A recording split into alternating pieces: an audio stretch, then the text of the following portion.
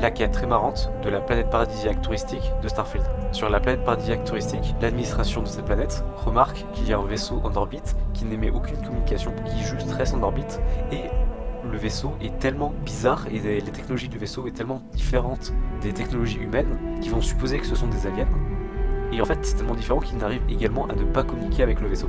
Et du coup, l'administration va nous demander de voir ce vaisseau, d'essayer de rentrer en contact avec eux. Et du coup, on y va, prêt à les rencontrer. On stresse un peu, on s'attend à voir des aliens. Et en fait, quand on rentre, on remarque que ce sont des humains. Et en fait, ce sont des humains. Ce sont les descendants d'une expédition qui a été lancée il y a des centaines et des centaines d'années. Expédition qui consistait à envoyer un vaisseau sur la planète paradisiaque. Vu que ça a été envoyé à l'époque, en fait, la technologie était bien inférieure à la technologie de la tempo actuelle de Starfield. Et du coup, ça a pris des centaines d'années. Et du coup, des générations sont nées et sont morts sur ce vaisseau. Et voilà, et donc ça fait des centaines d'années qui voyagent jusqu'à arriver à cette planète.